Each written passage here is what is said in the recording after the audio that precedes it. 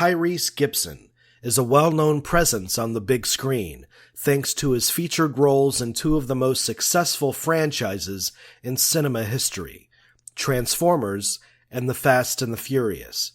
But he's also a best-selling recording artist. His last album, titled Black Rose, debuted at the top of the charts, and one of his singles off the album, titled Shame, hit #1 on Billboard's adult R&B song chart as well. Now his passions for film and music have merged in a terrific short film based on that single, starring himself and Oscar-winner Jennifer Hudson, produced by Oscar-winner Denzel Washington, and helmed by music video director extraordinaire Paul Hunter. Shame, the short film, just enjoyed its world premiere at the Aruba International Film Festival. Tyrese spoke to us in the hours prior to that premiere, and he discussed the origins of the film, his future plans for a Teddy Pendergrass biopic, and the recent news that F. Gary Gray is in talks to direct the 8th installment of the Fast and the Furious franchise. I understand right now you're at the Aruba International Film Festival. You're hours away from premiering your short film, Shame. How are you feeling just being hours away from unveiling this to an audience for the first time? You know, this is very exciting. I mean, you know, I pride myself on, you know, ideas and visions and just kind of following through. I mean, there's a million ideas that pop up into people's heads every day, and they don't necessarily follow through. But to see it through and having Jennifer Hudson and Denzel Washington on board, and as well as the director, Paul Hunter, who became like my Phil Jackson, coaching me through this whole thing. You know, it's been a life-changing experience for me because the idea to do this could have just stayed in my head, you know. Yeah. So for us to be here is a real confirmation that when you follow through with your ideas, there's always great rewards and opportunities waiting for you on the other side. And the film comes from, I mean, it's kind of conceived around a track on your #1 album that came out earlier this year, Shame. Right. And I'm wondering how the idea of making a short film out of that particular track, how did that evolve for you? Well, what happened is, basically, because the song feels like a throwback to Teddy Pendergrass, Marvin Gaye, and Donny Hathaway, it feels like, you know, musically, I worked really hard at trying to capture the essence of real R&B soul from back in the day.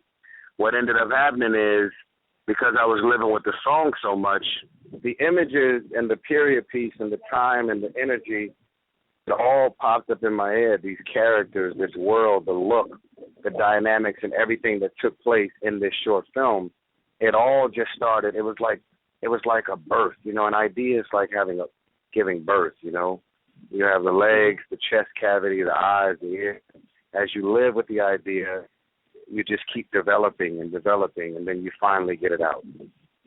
I was there editing with the editor, the color correction, the telecine, every edit, every chop on this movie. I was very involved every step of the way, because you can't just create art, you have to protect it. And so, I mean, there's, you know, I'm very, very passionate about what I do, and I'm very hands-on and very involved. And so, you know, for me, I was really shocked to see the movie, you know, on the big screen. You know, and I'm messed up about the energy and the response and kind of the way it all come together, you know. And I'm just really honored that the Aruba Film Festival, as well as the Urban World Film Festival that I recently did in New York, I'm really honored that they believe in it and gave me an opportunity to show the film. How are you hoping to get this out to the masses so they can look at it as well? Well, here's the thing. The response and the energy around this has been so amazing. I've been approached by a couple of studios now. They want to turn this into a TV show. And wow. I actually own the life rights to Teddy Pendergrass because I'm supposed to do a biopic playing Teddy Pendergrass, who was a beyond successful singer and ended up having a really bad car accident, ended up paraplegic. And, back in the day, his arch nemesis was Marvin Gaye. They were at war. They hated each other's guts. And so I owned the life rights to Teddy Pendergrass, and I felt like I wanted to give people a piece and to give them a little energy around this Shame short film, which has me as an R&B soul singer that's on cocaine and alcohol, and he's abusive. Jennifer Hudson is my wife in this, and she's one of my background singers, and my mistress is my other singer. And it's just a twisted, convoluted, dysfunctional world that's dark and very abusive, but yet it's open-ended to where you could blow this out in the spirit of Empire and turn this into a TV show and get 8 to 13 episodes out of it. I'm being approached now about that. And so we have a Shame short.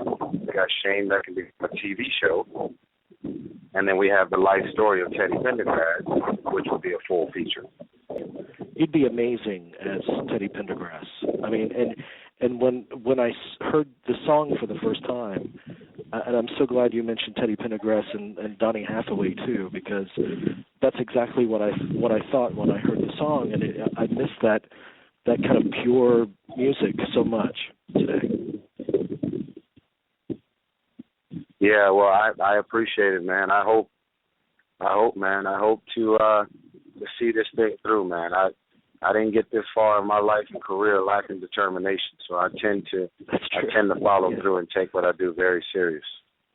Absolutely. And last question for you, I can't let you go without asking you, the 8th installment of Fast and the Furious and F. Gary Gray was announced this week. How do you feel about that?